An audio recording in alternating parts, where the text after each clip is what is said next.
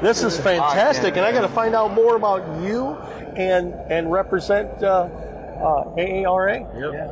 Talk to us about that. Well, AARA is association, African American Association that came together to help promote black excellence in racing. Okay. And we came here to support him, man. He's been supporting us. It's great, man. We got here. It's so many old school racers that's here, man. There's a lot of history. Guys that first brothers are racing the NHRA. Right. It's just amazing to meet these guys, postdoc guys. These guys have done it all, man. So it's just here, like a lot of people, they get excited about what we do, but they don't know where it came from. Right. So Right. these guys here is the reason why we do what we do. Right. So Fantastic. being able to come here, man, he was able to bring us all together. He was able to bring us all together, and we here, man. We on a big stage, man. Yep. Before ourselves, we're doing a lot. Very busy schedule. We're racing all around the country. Okay. Almost every weekend, pretty much, we got a different race on the MPK Racing Association with the Street Outlaw TV show. Okay. We just finished up the year last week in Texas. My son, he had a great season. Yep. First year. First year, we ended up finishing in 19th. Okay. Had a good year, my first year, so I went out there and just seen what it took to be a top runner. And going into next year, we just taking what we learned from last year and get ready for next year. What are you guys running? And give me a little background on how long you've been with Street Outlaws. So first of all, we have two Camaros. Yep. Okay. One 67, 68.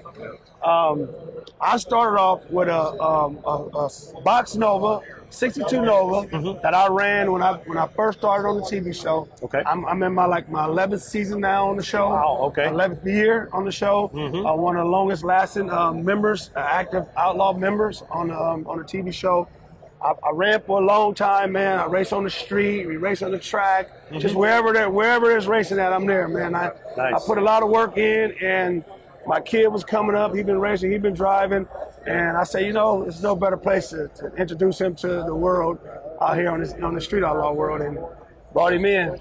Yeah, so I'm in a 67 Camaro, Pro Charge Camaro. Okay. I started off in a 2000 Firebird. It's had a small, nice motor, and graduated to this car now. It's a big Pro Charge Semi. So Nice. yeah, it's definitely night and day from that car to this car now. One thing that I did leave out is we are from California. Yeah, okay. I'm the team captain for California's racing team. Okay. It's about 8 to 10 of us now. Yeah. 8 or 10 of us. Even on the street, we got a little more. Right. So I got a street crew, a street team, and a MPK track team. Okay. So I am the leader of the California team, and we represent California, man. We're just out here trying to put us on the map. Nice. Yeah. Well, we push what drives youth, YOUTH, all the time. So I'm glad to see that you're helping promote the next generation. Right. That is incredible, and I thank you for doing that. And if you guys are mentoring any other people, getting other people into the sport, into the industry, thank you. Yes, that's our goal.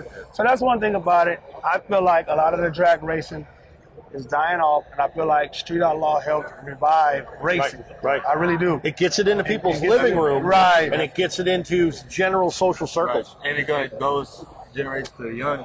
We got so many young fans. It's crazy. Right. And so what kicked it into realization for me is to see all the fans that don't even know about race cars. Right. They were, like you said, went to the living rooms of people. And I got grandmothers and grandfathers who's never even been to a racetrack, who don't know nothing about NHRA, never seen racing. Wow. And they're fans of ours.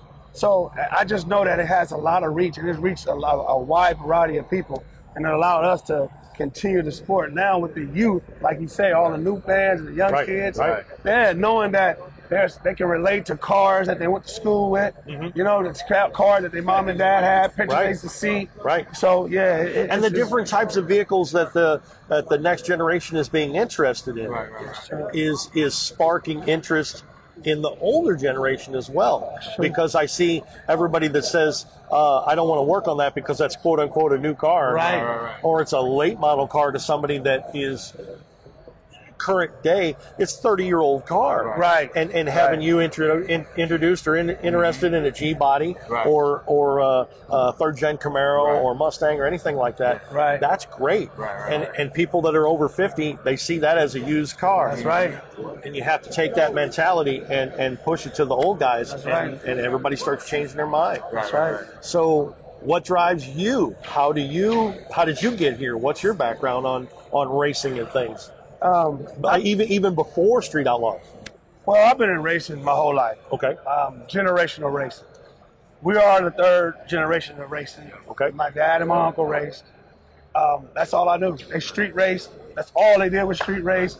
I even still have their '68 Camaro at home in the garage. You know, I kept it on the ramps because my whole life, man, that's all I knew was racing. I knew racing and playing basketball, two things. And racing a car was the most amazing thing in the world to me growing up. You know, and when I would go to my family house, they would hear me sounding like a race car. I was 2-3 years old, right? And they would yell at me, "Keep that noise down." But that's all I knew, man. So racing is in my blood. Racing is definitely in my blood. And you as well, obviously being built up in the industry. Definitely, I'm a third generation. I grew up watching him street race from the backseat of my grandfather's car. Right. You know, and growing up, I went to school playing football, and he didn't really know I was in the racing until I was done with school. Cause he was the father, like, you in sports, focus on sports. We're gonna do this after. Right. But once I was done with that, I was like, Dad, I'm ready to jump in the car. Right. That's what we did.